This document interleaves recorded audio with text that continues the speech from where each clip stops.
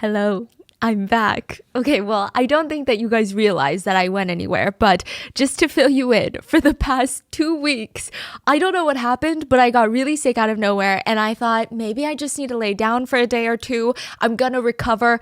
It ended up lasting nearly 2 weeks. I tried my best to keep up with the cases while I was in bed, but I just haven't been able to get as much done. But no worries, I am back at 1,000%. I feel so much better now. I am so ready to just dive back into so many different cases. I have a few really important ones coming to you guys very, very soon. We're currently working on a case with a victim's family member, and there's just a lot of videos that we're very passionate that are going to be posted very soon because we want them to be the best for you guys and for the case. And in the meantime, I didn't want to leave you guys without any videos. So I tried to get a little bit creative. I did try to film while I was really ill and it was just not going to work. So this episode is going to look a little bit different. This is actually 2 pre-filmed episodes that went live on a separate channel of mine, maybe like a year or so back, but I don't think that many of you guys have seen it. But it's 2 separate cases we're covering in this video. One about ghost hospitals in South Korea. Now, the wild thing about that is it's not a paranormal case. It is so much worse than it sounds. And then we have the case of the Squid Games actor's son. His son was found mysteriously dead in the United States, overseas, and at the hospital, these people keep knocking on the door. Turns out they're called body dealers, and they come crawling in, begging the Squid Game actor, "Can I have your son's body?" So with that being said, we will be back on schedule on May 5th with new episodes every Wednesdays and Sundays, audio and visual here on YouTube and wherever you get your podcasts. But thank you guys for understanding. And I promise I'm working so hard to make up for the time that I was sick. And let's get into it.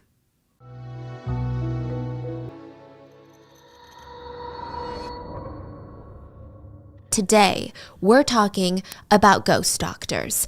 This is not some sort of weird urban legend of a doctor who died and now they just haunt the operating room and they're standing in the corner bawling their eyes out, and you wake up from anesthesia and you're like, "Hey doc, just wondering, why was there a random surgeon just crying in the room?" And they're like, "What surgeon?" And then you start pissing yourself. Like, this is not one of those stories. It's not about a doctor that never existed but is listed for surgeries at the hospital, or like scalpels that magically go missing. No, this is so much scarier. It's honestly terrifying. This happens in Korea, but it happens everywhere. So like, don't get it twisted. This is not just a Korean thing. Tae-hee Kwon, or I guess Kwon Tae-hee, he was 24 years old. He's rushed to the emergency room of the local hospital. Now, the ER doctor, he was expecting him. He had gotten a call from Tae-hee's plastic surgeon at around maybe like 11:30 p.m. that night. And this plastic surgeon is telling him, "Listen, we're operating on this patient. He's 24 years old. He's got low blood pressure, but he's still conscious. He's still talking to us. I don't think that he's in critical condition, but just to be safe, we're going to send him to your ER. We think maybe he needs a blood transfusion, but we're not really sure, okay? So just be on the standby." Now, the ER doctor obviously agrees, and he's like waiting. It's a slow day. He's like, "Where's Tae-hee," right? Tae-hee arrives, but when he steps foot, I guess he didn't even step foot. When he was rolled into the ER, everybody is confused. Everybody starts frantically scrambling. They're just panicked, and they're doing everything in their right minds to save this young man's life. And now you're confused. You're like, wait, the guy was conscious. The guy was doing fine. What happened? Well, that's what the ER doctor is asking. How could the plastic surgeon have been so calm on that phone? None of this makes sense. First of all, Tae had lost all consciousness. His heart had stopped beating for at least 2 minutes. And he was missing 2/3 of his entire blood supply in his body. What? 2/3 of it. Can you guess how much that is? Can you guess, like in cups, I guess, or in gallons? How much do you think an average 24-year-old, like 150-pound male has blood? But it's about 1.5 gallons of blood in the body, and he lost 2/3 of that. It just didn't make sense to anybody in that ER because, I mean, first of all, this guy has not been in a traumatic accident. He wasn't in a car crash. Like, there were no signs of obvious trauma on his body where they're like, "Oh, well, that's why he's losing all this blood."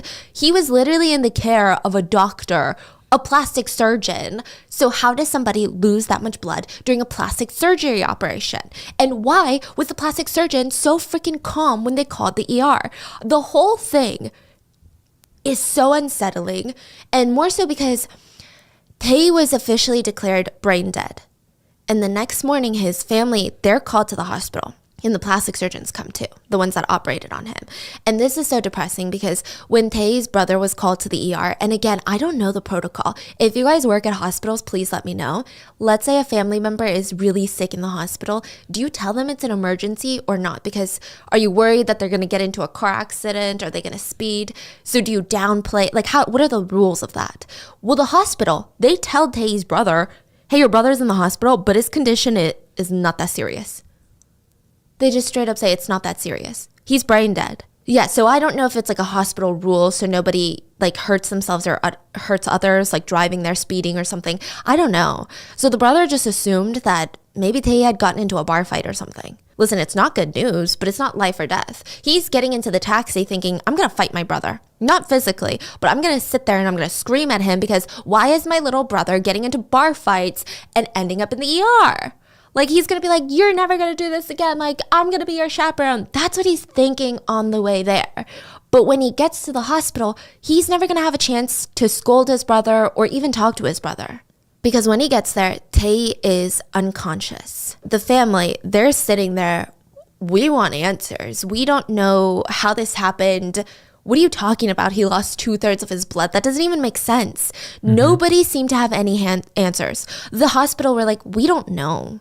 He was rushed over here by his plastic surgeon. He had 70% of his blood gone. We couldn't really help him. And the plastic surgeon is like, well, shoot, thanks for calling us, but it wasn't us. We did the procedure as normal. And we even have the CCTV footage if you want it, Tae's mom. You can have it because he was fine with us. We brought him here and we don't know what happened here or on the way here, but something must have happened. Now, Mrs. Lee, Tae's mom, just had this feeling inside of her chest, like inside of her gut. You know, those types of feelings where she didn't know if the plastic surgeon was bluffing. Like sometimes maybe the surgeon is like, we have the CCTV. You can take it if you want. And maybe they're kind of expecting you to say, no, it's fine. Like, I trust you. Because I don't know why he gave the CCTV. This CCTV is so important later. So she takes the CCTV. She just knew that something in that footage was going to be important. She snatches it right up, goes home, and watches over it like 500 times. She literally sat there writing down every millisecond and logging down what happened, like time-stamping everything. The footage was literally in the operating room. So she's replaying it over and over, trying to figure out what the hell went wrong. And I mean, so many things went wrong. She will never get this picture out of her head, but at the end of the plastic surgery for Tae, he was left on the operating table in the operating room with a nurse. Actually, it wasn't even a nurse. It was like a nursing assistant. So he's like under anesthesia. He hasn't woken up yet. All the other surgeons, they have left, and a few nurses are in and out of the room, and nobody's checking his vitals. Why? I don't know. I guess they don't care because the nurse that's sitting in that room, she's on her phone. She's checking her makeup. She's texting people.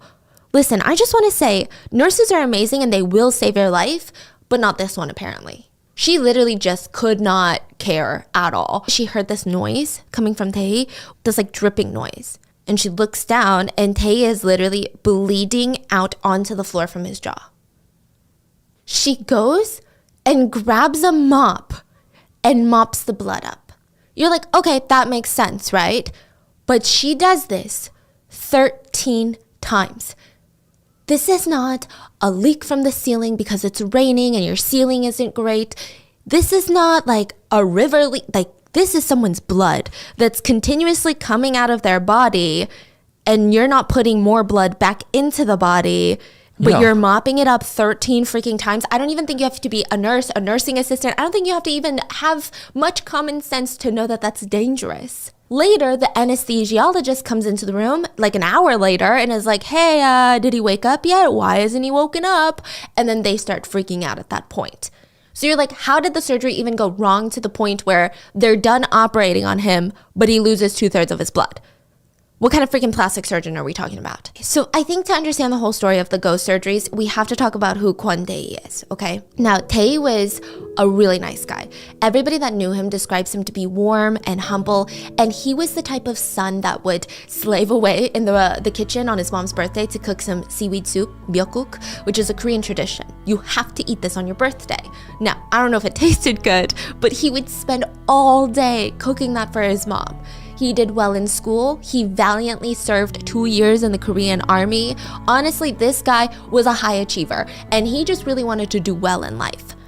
But here's the thing about Korea. A lot of people think that South Koreans are super vain and that we are just all about looks and we all want to be the plastic surgery capital of the world so we can look like your favorite K-pop idol. That's not really the case, okay? I can see why people might think that because of the plastic surgery statistics in South Korea. But listen, your average South Korean is not trying to get plastic surgery so that they can be a K-pop star. They're trying to get plastic surgery so that they can get a work promotion at their corporate job. And you're like, that's dumb. That doesn't even make sense, okay? Because South Korea, the job market is so intense. It's not like here, okay? You have like 5 companies that everybody wants to work for. Like that's it. You live your whole life trying to get into these 5 companies. And then from there, you're trying to get promoted in these 5 companies. But let's say everybody has the same grades as you. They have the same extracurricular activities as you. What's going to make you stand out? You know the pretty privilege? You know the halo effect? When someone is pretty and smart, it seems like they're even prettier and even smarter than someone who's just really smart or just really pretty. So, I mean, the whole thing is nuanced. I mean, it's kind of here in the US too, but a lot of people in Korea will get plastic surgery right after they graduate high school. This is like their going to college present. Typically, it's like double eyelid surgery, maybe a rhinoplasty, things like that. So Tae, he has the grades, but he always felt like his jawline was not that attractive. The conventional beauty standard in Korea is to have a V-shape, slim jawline, like really sharp, kind of pointy almost, right? And listen, you don't even understand. And then my mom would tell me in the shower, you have to get your knuckles, okay? Make sure your jaw is wet so it's not. And then you just gotta scrub it 100 times like this, really hard. And I'm like, I think I am bruising myself, mother. So he felt like if he fixed his jawline, he would have higher promotions at work. He was also bullied throughout high school for his prominent chin. That's what everyone says. You got a big chin. So he would even edit his pictures before he posted it online. He would slim down his chin, which just breaks my heart because like high school bullies. And honestly, he just thought overall this was like a smart choice for his career. Jaw surgery is incredibly painful. It's a pretty common procedure. The risk of dying is pretty slim, but it's, I knew someone that had it. And she said she would not wish this pain on her worst enemy. How do you think you get rid of some jaw? I mean, it's not like you have a ton of like fat just hanging out right here on your chin, you know? It's not like it's a bunch of skin left over. It's just your bone. So they go in there, peel off your skin, and they literally like grate your bone like you would a block of cheese. They just saw off your bone and then put your skin back on, and then that's jaw surgery. So for 2 years, he saves up as much money as he can till he has like an extra $5,600, and he was so excited to get his jaw done. He told his brother, he told his mom, and they're like, no. Absolutely not. You look fine. We love the way you look. But Tae was not going to change his mind. So he secretly books a consultation at a well-known plastic surgery clinic that literally specializes in jawline surgeries. Like other plastic surgeons are known for their double eyelids, their nose jobs. This guy was known for his jawline surgeries. It was in the richest area of Seoul, Gangnam, which is like Beverly Hills. Even the whole office, like the front, the lobby, everything looked super nice and super modern and just amazing. During the consultation, Tae feels more at ease. This famous, well-known, well-respected doctor told him, super simple. So simple, you don't even have to worry about it. You're gonna get discharged the same day. I'm gonna go in there, shave off some of your jawbone to change the shape. I know it sounds really intense. It should only take me like 2 hours-ish. I mean, if I'm not shaving too much off, like I get in there and I'm like, ooh, this is perfect, then maybe like an hour and a half. That's about it. That sounds alarmingly fast. Yeah. So Tae knew that it was going to be painful, but he was excited. He booked the surgery with this doctor and he paid a premium to have this doctor work on his face. And on September 8th of 2016, he goes into the hospital alone.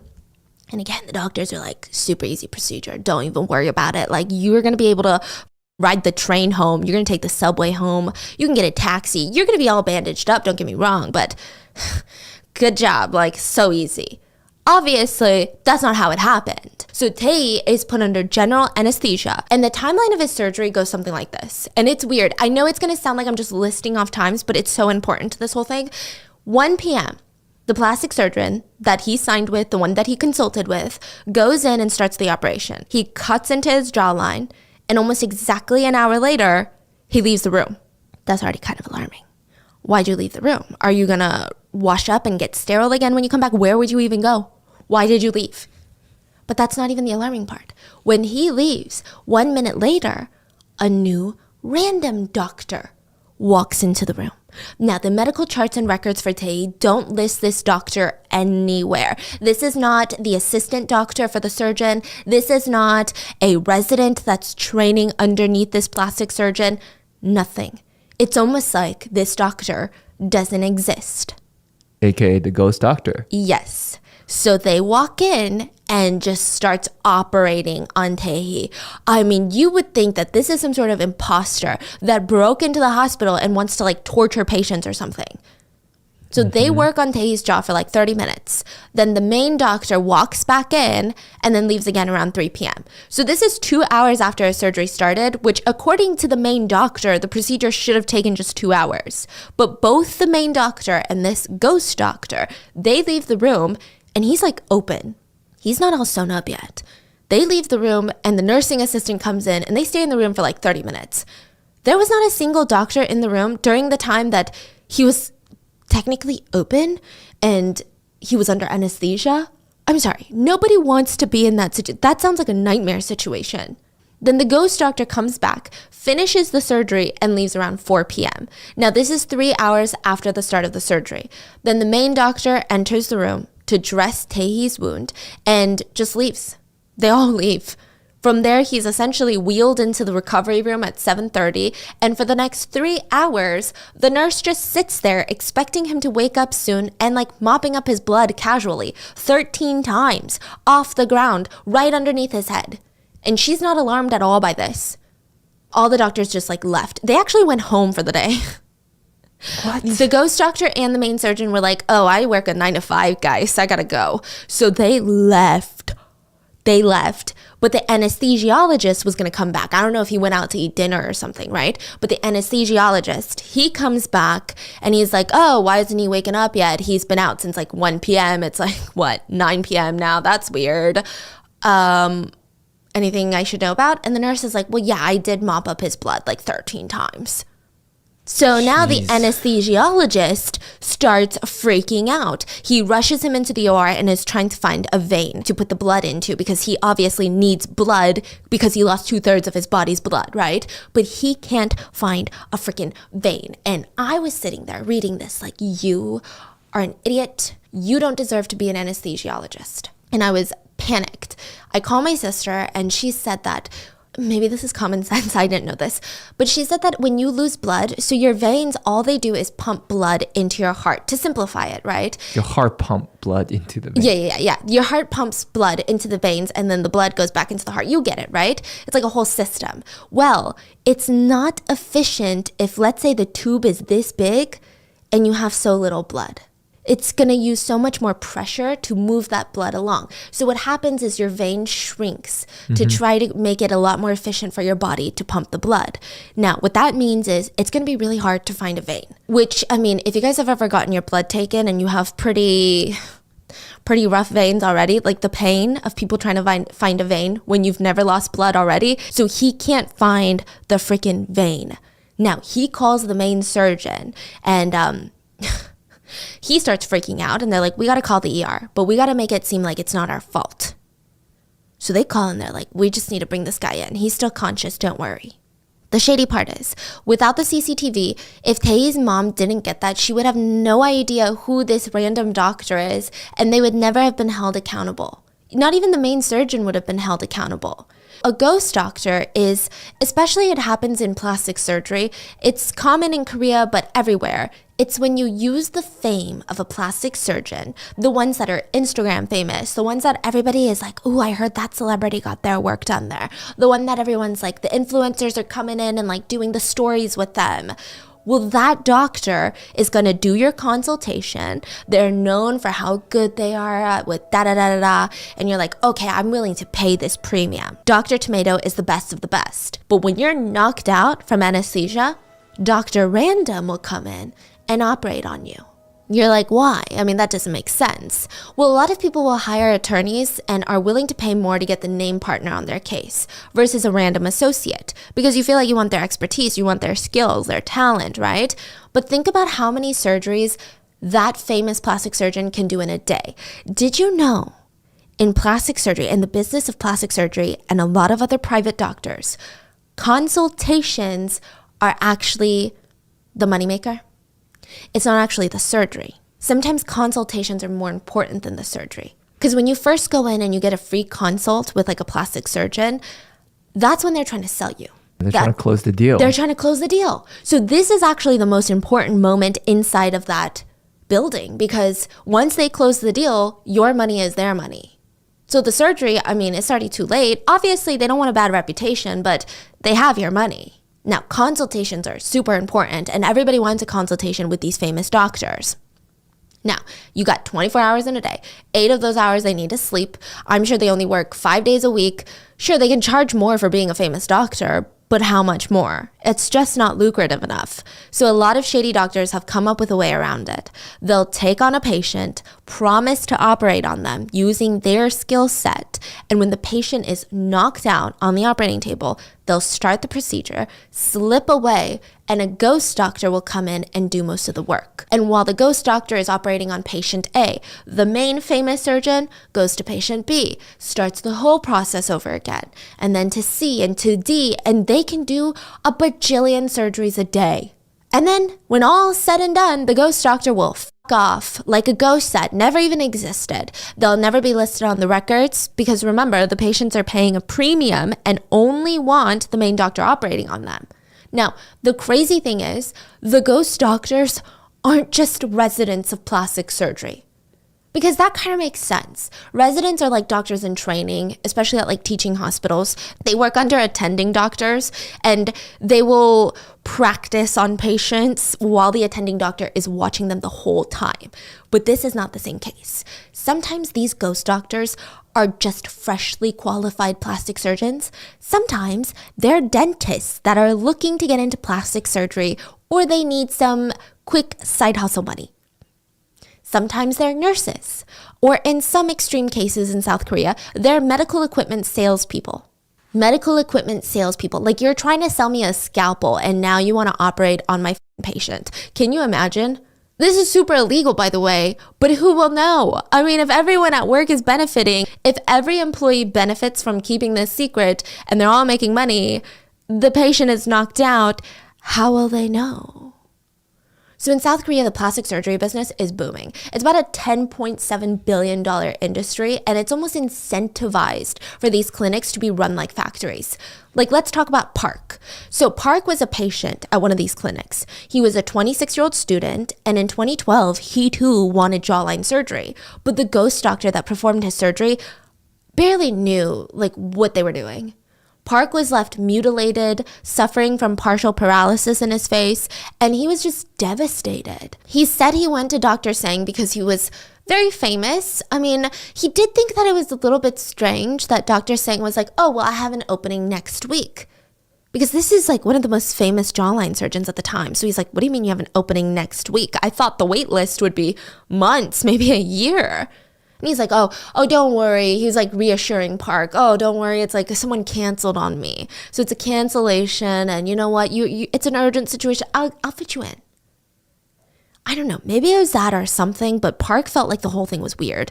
Maybe he's being crazy. Maybe he's being paranoid. He didn't know. So he hid a tiny little recorder in his pocket. He like got one of those audio recorders, put it in his pocket. And when he gained consciousness and he realized that his face had been botched, he replayed the audio recording and he was so freaking traumatized. Because first of all, the main doctor leaves and is like, okay, bye now, ghost doctor. You have fun. And he's like, what? Who is this doctor that I didn't sign up for? So the main doctor is gone. And on top of that, the assistants that were assisting the ghost doctor, they were literally physically poking at Park's body and making fun of him for not having enough muscles. What?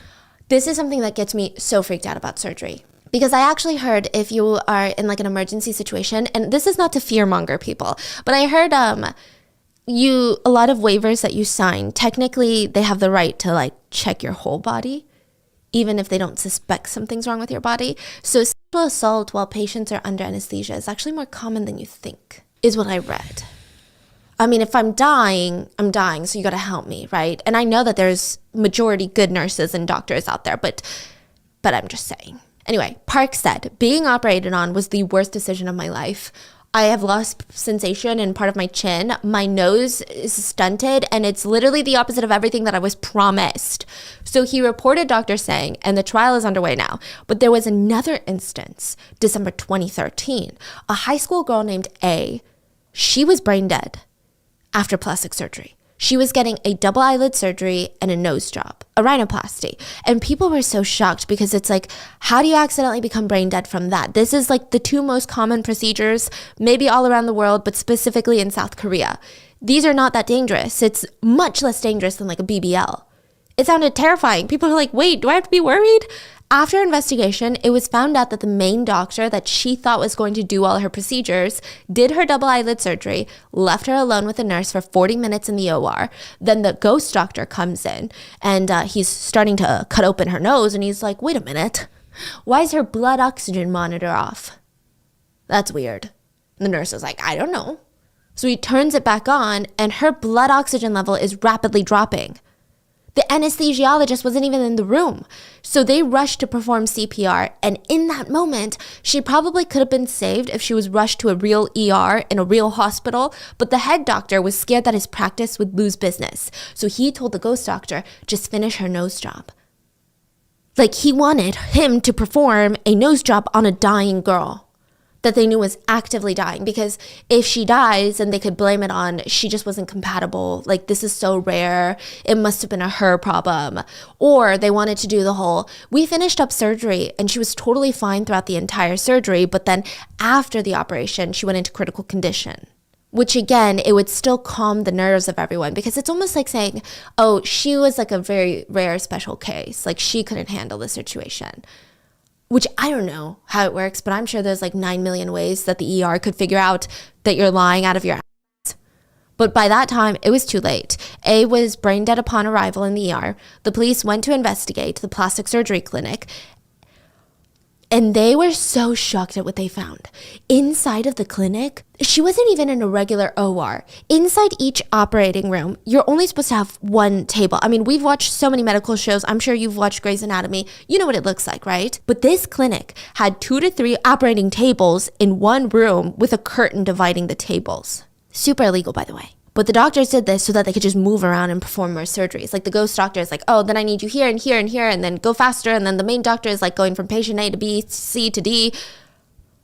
I don't even know how that's sanitary. I don't even know if you're breaking sterile, regulations.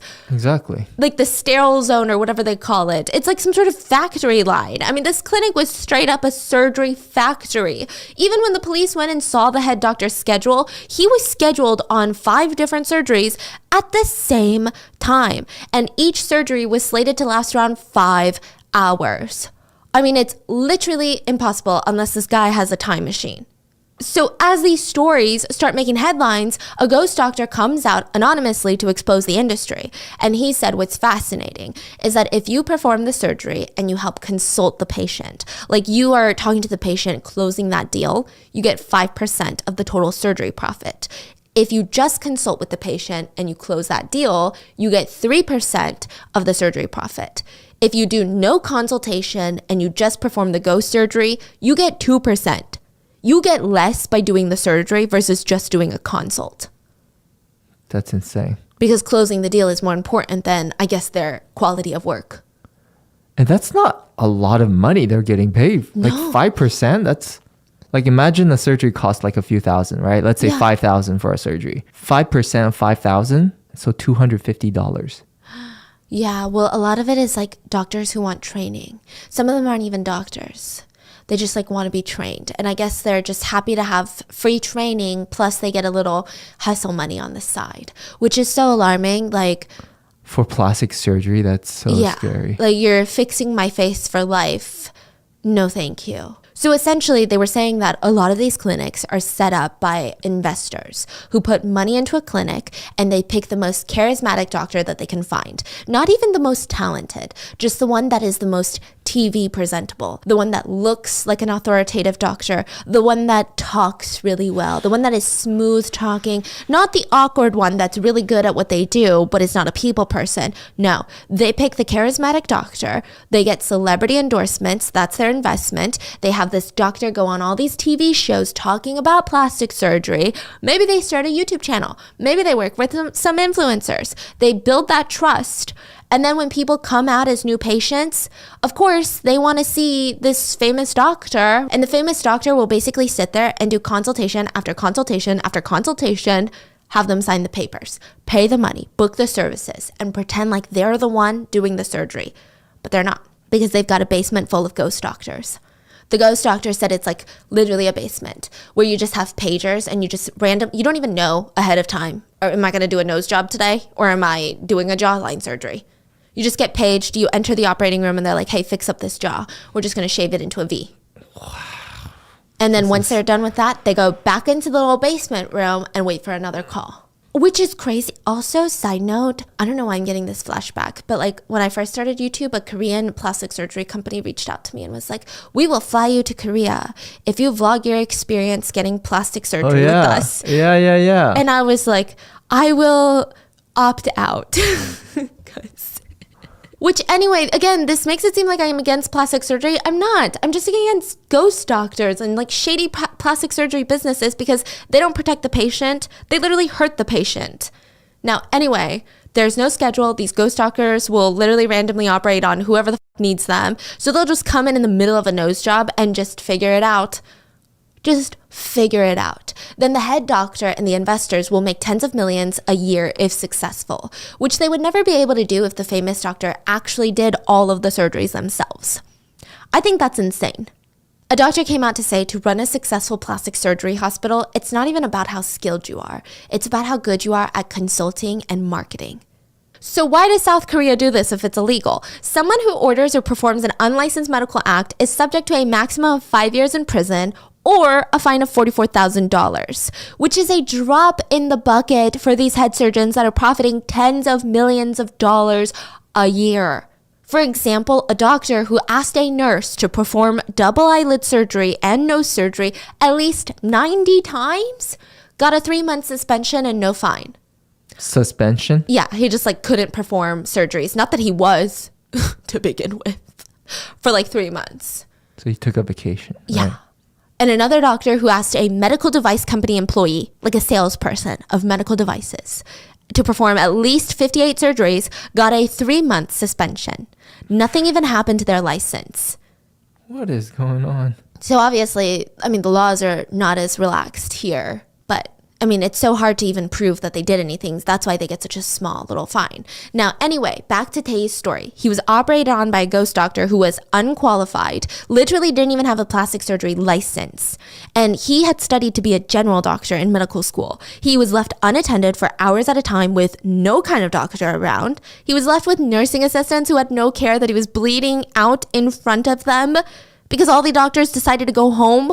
Even the freaking ghost doctor went home. So Tae's family, they're furious when they're watching this CCTV. His mom said, I don't think that any of these doctors, there were 3, the main doctor, the ghost doctor, and the anesthesiologist, not a single one of them checked how much he bled.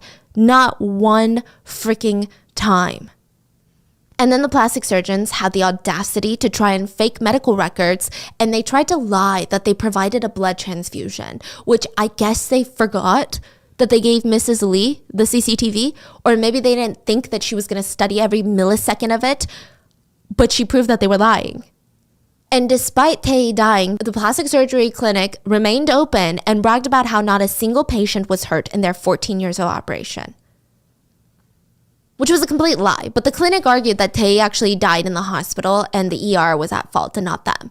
So yeah, Tae's mom wasn't going to let them do that. She actually found Tae's bucket list at home, and he was 24 years old when he passed. So he had his whole life ahead of him. And he had written on there as number 15 of his bucket list that he wanted to do before he died was to make a difference in the world.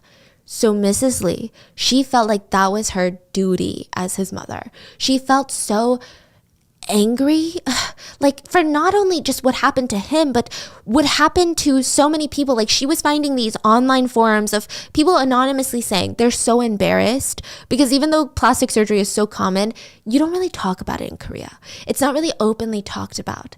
That's why idols act like they never got surgery, even though like you know that they probably did. Kind of like here, where the Kardashians are like, we never had a BBL, what are you talking about? So no one wanted to come forward, even if they suspected ghost surgery had botched their face. So she's like, wow, there are people suffering in silence because they don't have a CCTV. So she was insanely lucky to have given the CCTV footage. She would never have had a court case without it. So she fought the plastic surgeons. In May of 2019, she won $381,000. Which honestly doesn't sound like a lot because we always listen to settlements in the US that are in the millions, but this is quite a lot for a South Korean case of death, which is so depressing too. And the 3 doctors are now facing criminal charges of manslaughter. And in May of 2022 of this year, the head of the plastic surgery clinic, the one that was supposed to perform the surgery, he was given a fine of $5,600 and sentenced to 3 years in prison. That's the amount of money that he paid. Less, yeah. Basically refunded the money that he Yeah. charged after killing someone. Yeah, and got 3 years in prison for killing someone. And okay, listen, I get it. Sometimes doctors are put in really tricky situations where the patient is already dying and they're operating. This was not one of those situations. This was not when the doctor did everything in their power and the patient still died. This is like straight up, he had no care for life. But that wasn't all. Mrs. Lee was not happy about this. She spent literally every waking moment of her life outside the parliament in South Korea because she wanted change. Each day she would be out there just mandating CCTV be in all operating rooms. She wanted it to be called the Kwon Tae-hee bill. Doctors vehemently opposed this bill. They said, whoa, if you do this bill, we won't be as comfortable saving lives. Why? People were like, yeah, why? The public was suddenly like, wait, that just makes me feel more gross. What are you talking about? They also said, no, the patients don't want this because we would lose the trust in the patients. Like the patients would be like, why do you need a CCTV? And everyone online was like, hi, fellow patient here. We're fine. We want a camera in the operating room. Yeah. So what? The bill finally passed and it was called the Kwon Tae-hee law, requiring CCTV in ORs, and South Korea is actually the first country to do this on a national level. Wow. Yeah. So she did it. Yeah, she did it. She did it.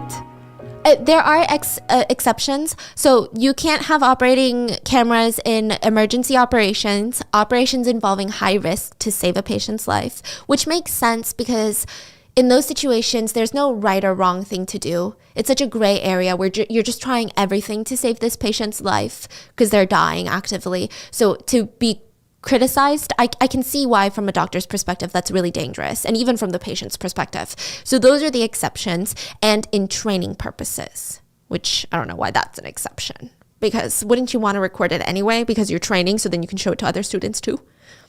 Weird. Now, a lot of people believe that this law will make sure that no sexual assaults are happening, or at least decrease it, because that's a huge thing too. Yeah, so that's freaking great. And also, the older I get, the more I realize the world kind of sucks. I don't know what to say. Like, the fact that this isn't already a thing, and the fact that like hospitals can be so shady just kind of sucks. I was talking to my sister the other day about the ins and outs of a hospital, because she was a resident at one point, a resident pharmacist there. It's so shady. Think of a hospital as like a Walmart. Because at the end of the day, it's about business. It's not even about your life, but I'm sure you already knew that if you live in the States. There are a lot of stories. I can't believe we're talking about this again, but there are a lot of stories coming out about the past and or scandals about the Squid Game actors. And sometimes I feel like the real stories about some of these actors is worse than the show itself, which, like, how can it be worse than a show about contestants fighting to stay alive, Hunger Games style, while they fight over a lottery-sized jackpot in a building-sized pig? Okay, if you haven't seen the show, it's just as ridiculous as it sounds. I'm not even exaggerating. So this is Lee Sang-hee, and he recently jump-started his career again with his supporting role in the Squid Games. So he was number 17 in the show, and I feel like his character gets most of the screen time near the end. He's not one of the main characters. So he's a glass factory worker, and he was helping the main cast cross the bridge. Remember where the bridge falls? Okay. Yeah. So I believe he dies. In the game? Or in the game. Okay. Well, in 2016, before Squid Game came out, Mr. Lee and his family were on a Korean reality show called Unanswered Questions. It's kind of like 60 Minutes, like an interview, but a little bit more casual. But it's not a fun reality show. It's usually where people come and they talk about serious controversies or unsolved mysteries that have happened in their lives. And in this episode, the Lee family opened up about the weird, strange, and unjustified murder of their oldest son in 2010. 형제처럼 그분들 때문에 사는 거. In 2010, Jin-soo, I'm going to call him Jin, was the oldest son of the family, and he was 19 years old in 2010. Now, he had spent his whole life in Korea. I think that he had vacationed and went abroad a couple times, but, primarily that was his country of residence. His dream was to go to the United States to study. Both his parents, they want him to succeed. They want him to chase his ambitions, but at the same time, it's their firstborn child. They want to go to the other side of the world. I mean, you're going to be a little bit nervous. You're going to be a little bit stressed. Jin's mom especially was taking it really hard. She felt like, at least in her eyes, he was still just a kid. Like, he wasn't ready for this crazy life change. And add to that, it's a 16-hour time difference. It's not even like he's living in a different hour. He's living in a different day from her. But he wanted to go study in LA, and the family did have family there. So he wasn't going to be completely alone. He was going to be living with his uncle. So after Jin left, every single morning, Mrs. Lee would wake up, and the minute that she opened her eyes, she would say a little prayer for Jin. One morning, she prayed that she would see her son soon. She just wanted to know that he was happy and safe. And completely out of left field, she said she doesn't really believe in stuff like this prior to this, but she saw Jin's face. Not just in her vision, like really saw his face. Not just a picture on her phone. She saw him walk through her bedroom door. And it was so bizarre that she genuinely thought that she was hallucinating. She's sitting there like, oh my God, do I need to take meds? Do I need to go to therapy? Because what is going on? Why is my son walking in through my bedroom door? Maybe he came surprise her? No, but it was just like a really eerie feeling where he wasn't like, hey mom, surprise. It was just very eerie, and she felt like her mind was playing tricks on her. So she blinked, and he was still there. It was just the strangest thing, and it sent a shiver down her spine. And what's worse is that it didn't feel like a good sign. He didn't seem happy. Suddenly, whatever or whoever was in front of her, he opened his mouth, and blood started dripping out. And before he faded away, he said, I love you, Mom. And immediately, Mrs. Lee, can you even blame her? She freaked out. She called her family in California, and she just had this really sinking feeling, this bad feeling that every bone in her body, every fiber of her being was telling her that something was very, very wrong. It was around 1 p.m. in California, and Jin's mom said that Jin should be in school by now. But when she called a relative, they said, oh my God, I can't believe you just called. I was about to call you. Jin was on the way to school, but we literally just got word that for some reason, he's on the way to the hospital. We don't know what's going on. We don't know what happened, but apparently there was a fight between Jin and a white football player, and Jin's been injured, and he's being sent to the hospital. So that is some mother intuition. That's what I'm saying. And I heard, I know some people might not believe in this, but I heard mother's intuition is so strong. I wonder how it works. Yeah, I'm kind of curious to hear more about these stories. Yeah. about the mother intuition. Like wonder Because in what is so there- many cases. How do you explain that, right? Did you know a baby thinks that they're a part of the mom for 6 months? What does that mean? Like a baby after being born genuinely thinks that the mom and the baby are one unit.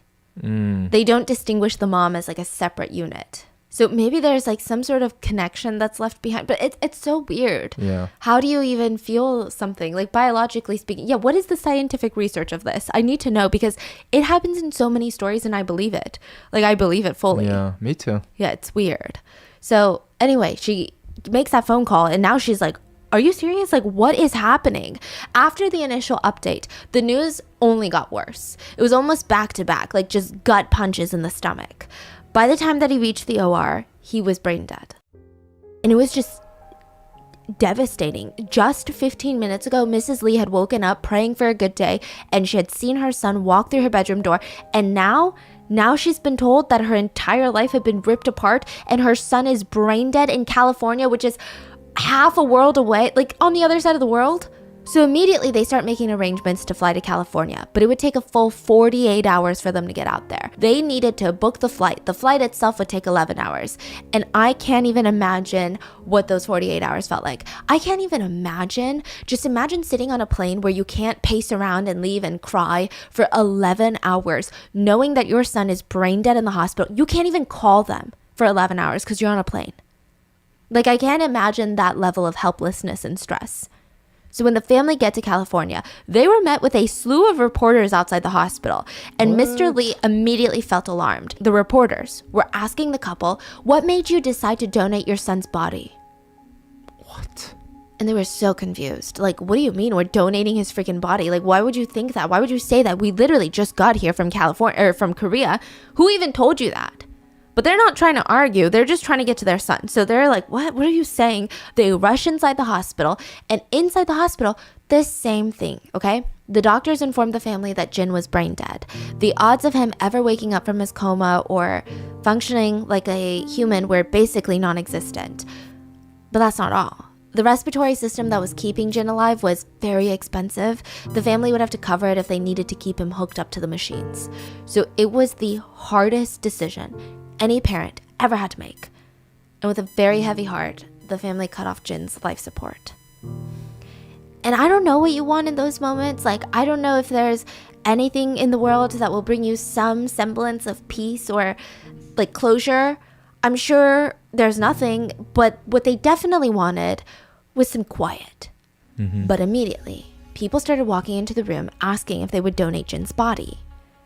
I mean, why not, right? They're thinking, okay, well, if we donate his organs, he could at least save lives, and why wouldn't we? I mean, it feels kind of good. It's like he's giving life in a sense, and his body will be out there. You know, his organs will be saving people. It's a good idea.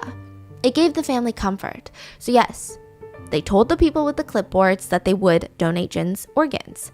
But right before they signed the contract, a nurse pulled Mrs. Lee aside. Like she was like, psst, come here. She glanced around nervously and she said, wait, we have to go somewhere without cameras. So Mrs. Lee is like, what? They get somewhere and she quietly asks, do you know what you just signed away? Did she sign or not yet? Not yet, almost. Okay. What are you talking about? We're donating his organs. That they're not here for organ donation. You're donating his whole body. That's what you're signing off to. You're donating his body to science. Literally everything. You will no longer have his body. It's not just his internal organs. Everything. His brain, his skin, his joints, his bones. His whole body is going to be gone. You will have no one to bury at the funeral. You're donating his whole body for science. But that's not the point. Your son was likely murdered. So if you donate his whole body, you can't have an autopsy to figure out what happened. Wow. Nobody told Jin's mom this. Thank God for someone with like... Wow. Like, I get it, you need to donate bodies to science because that's how the people in the medical field advance and that's how we get better healthcare and we get more experience and knowledge. But at the same time, he was murdered. Like, you would never do that. Donating someone's body to science is one thing, but the fact that you do it in such a weird way where that you know for a fact that they think you're just donating organs and they're gonna get their son back to bury and rest in peace, but you're tricking Yeah. them essentially. Like, it's really fucked up. And there's a whole thing about it. Okay, but anyway, Jin's mom was so taken aback, she had no idea. Like, that's what they were signing up for. Nobody made it clear for her. Sure, you could say it was a language barrier, but nobody made sure that she knew that it was a whole body donation versus an organ donation. So it's said that a lot of the times, whole body donation is to be studied for science. A lot of the times, medical students will practice on cadavers. So later on, they're well equipped to be doctors. And I don't know where you guys stand on whole body donation. I know most people agree with organ donation, but they want to bury their loved ones. I know there's a lot of spiritual people out there or religious aspects where having a body be at rest after death is so important. So all of those I get. But what's weirder is that, he was murdered. They need an autopsy. Oh, which side note, did you know whole body organ donation is not really federally regulated? It's a bunch of brokers that go out to hospitals. They look for vulnerable people. They pretty much sell you. They're really aggressive for you to sign away the rights. And then they sell those cadavers, they sell those bodies to medical facilities. Wow. Like, they sell them to universities. So they're like corpse dealers. Yeah, they're literally corpse dealers. There's not much regulation on who can and cannot be a corpse dealer. What? So they will go into hospitals harassing people. I wonder how much they sell like a body for. I know. It's so weird. Wow. Like, the fact that, like, you would imagine these things are regulated. You would imagine that, like, the hospital is doing it in a very respectful way. Like, you would never imagine a corpse dealer showing up at your most vulnerable moments in grief. Just the inside story and Yeah. these things behind like medical hospital. Just so uneasy. So uneasy. Like, the more that you read up on hospitals, the more it really is just a cash cow. Like, that's all it is. And I'm not saying about the people. I'm talking about the people running the hospital, not the healthcare Operations, workers. yeah. But the operation of it is so scary. So Jin's family, once they find out the truth, they did not want to donate Jin's whole body. They would also not donate his organs either, because you need to have the organs intact for an autopsy. And this made the donation people very, very angry. Which again goes to the fact that it's not federally regulated. It's not people that have the best interest of families and people. Because you know what I mean? If you were looking for cadavers for medical reasons, you would say, I totally get why Why you are wouldn't they donate. here? These Why are dealers. they Why are here? they here? I guess Are they they just call upon? assumed. I think they like scout hospitals, I'm assuming.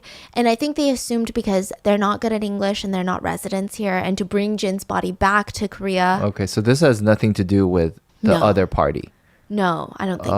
Oh, okay. Yeah. That's because that's what I was thinking. Like, are they trying to get rid of something? or- Yeah, it's so weird though. It is weird, maybe, because it gets fishy, okay? So again, I'm not saying that we should be against whole body donations. I'm just saying, like, the way that it works is kind of shady, and there's gonna be bad people in this business. And definitely, you need to read all the terms and conditions for something like this. And they're just preying upon the Lee family because maybe it's like they don't speak English, they don't want to bring their baby back to Korea, which is like, what an assumption to make. So they're getting mad at the Lee family, the donation people, yelling about how they already wrote up the contract and saying things like, you can't back out now, you promised, we printed the paper and everything. Jin's family said it was so bad that they had to lock themselves in the hospital room. Even nurses were shocked and surprised at how aggressive they were. And if I'm not being mistaken, it seemed like they were thinking, truly, oh, these foreigners, it's going to be easy. Eventually, the donation vultures, they backed off, and Jin's body was sent in for an autopsy. Now, his cause of death was determined to be a result of brain hemorrhaging caused by blunt force trauma to the head. So immediately, LAPD starts treating Jin's death as a homicide. Now, there were some weird things that got lost in translation. Jin's mom had heard a white football player on the phone. Remember how a white football player was involved, but nobody ever said it. Even the family member that was on the phone with her was like, I never said a white football player. So there was no white football player involved. Is there even a football player? It's like a soccer player. Yeah, so it gets Okay. really weird. Now, the truth slowly starts coming out, which was that Jin had gotten into a fight with another Korean student. And let's just call him Alex for the purpose of this video. His identity is withheld. Alex and Jin were friends, but they weren't close, allegedly. Like, they had same classes, they hung out here and there, but they were never the ones to be, like, attached at the hip. There was no particular attention. There was really nothing going on between them. They were just regular friends, you know what I mean? Now, even for Jin's birthday party, he had invited Alex. And apparently Alex was very Americanized, and Jin had grown up in Korea his whole life, right? So it's kind of a different culture. Now, apparently, at the birthday party, things started getting weird because witnesses saw Alex walk up to Jin's uncle and kind of slap his shoulder and say, hey. Like, hey. Like, put his hand on his shoulder and go, hey. Disrespect. Yeah. Which in America would be completely normal. In Korean culture, it's incredibly disrespectful, especially because this was in the uncle's house. Like, you're coming to somebody's house and you're not abiding by their customs and traditions. So the uncle is like, why? Who do you think you are? Like, you're in my house. I don't care if you're still in America. You still need to show respect and manners. The party continued as normal, but it said that later, Jin wanted to talk to Alex about it. He felt some type of way about it. You know, the way that Alex treated his uncle, it seemed like, Alex, fine, you grew up in the States, but come on, you know that's disrespectful. Like, you should have known. You're around enough Koreans to know. So a lot of people believe that this small tension started boiling and started to build. Jin allegedly told Alex, on top of that, you need to treat me with respect because I'm 19 and you're 17. So friends who saw these interactions said Jin would always say it in a totally joking way. But it's unclear if Alex was triggered by it. I mean, this is a whole point of contention between them. I mean, it's a huge thing between a lot of Korean exchange students and Korean Americans. Like, I've experienced this because I guess I'm more considered like culturally a Korean American. And there would be times in high school, in my very white high school, where like a few Korean exchange students would be there and they'd be like, you need to call me 언니. And I'd be like, why? But you're not my 언니. Like, I got an 언니 and she's at home because she's my blood sister. You know what I mean? Who are you? So it was like a point of contention, right? But again, none of it would have turned out the way that it did. So that particular day, friends said that Jin and Alex were outside and they seemed to be bickering, but nobody intervened because it wasn't fighting, it wasn't yelling. It was just kind of like, you know, where you're both like taking jabs at each other. Surely they could handle it. These are adults. So they're just doing their own thing. Nobody pays them any attention. So we don't know what happened.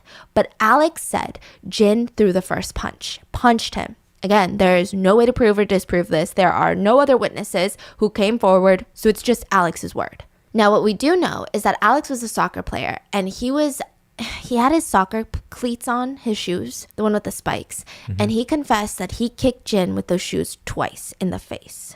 In the face? That's what I'm How saying. do you kick someone Exactly. in the face? People say that's like some weird...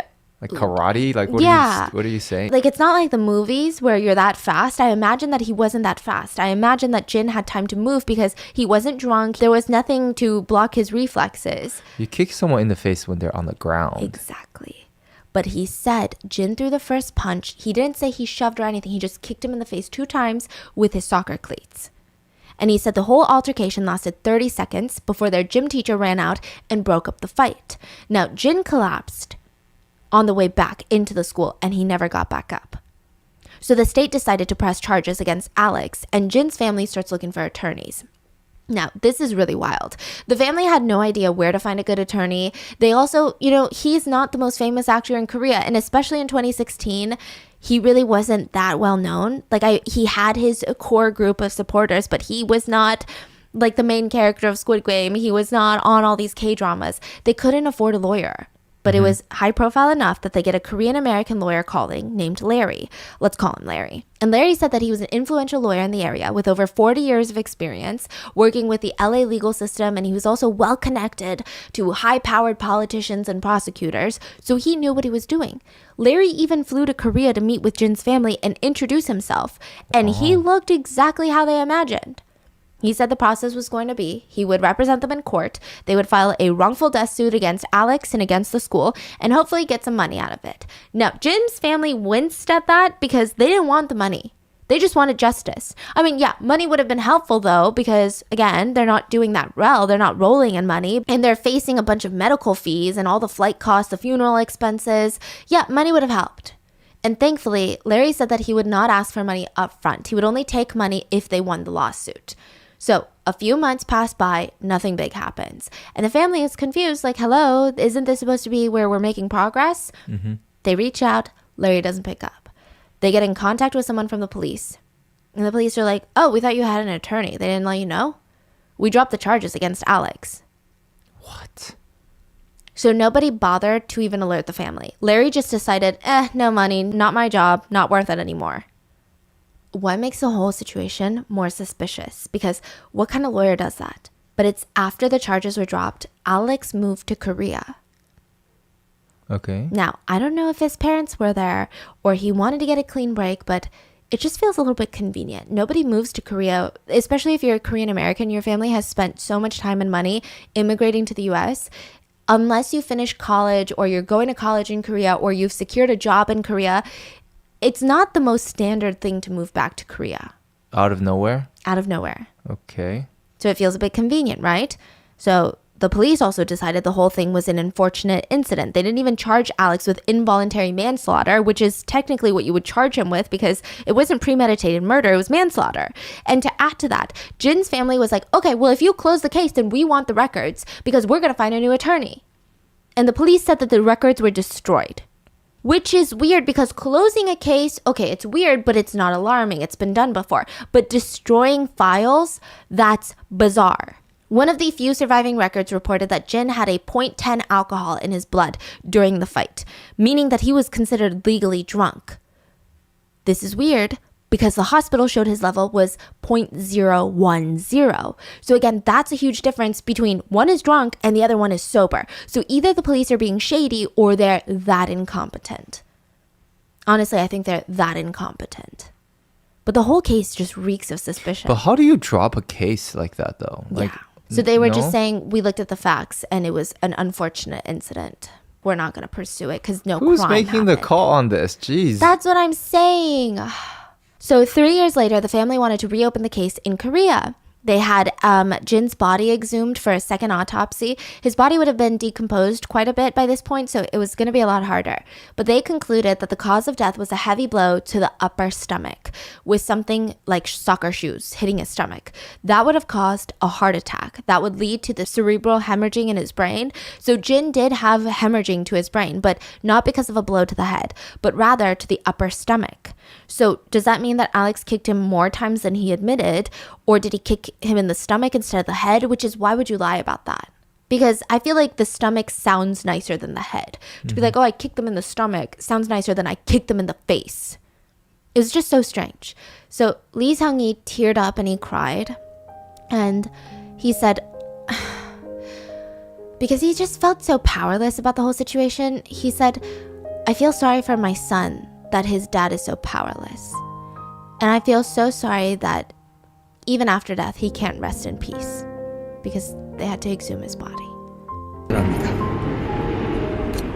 애비가 능력이 없어서 끝까지 하늘나라에서조차도 마음 편히 못 있게 마음 아프게 해서 호흡기 뛰면서 제가 진수를 끌어안으면서 1시간이 넘게 굳어가는 아이를 끌어안으면서 진수의 엄마를 용서하지 마. 나는 너를 부검을 해야 돼. 너의 진실을 내가 어떻게 죽었는지 그나마 부검이라도 해야 나오는 건데 다 굳어서 진짜 다 뻣뻣해. 그래서 내가 식어있는 아들 체온을 느끼면서 내려왔어요. 그게 마지막 진수. In Korea, the family sued Alex for wrongful death.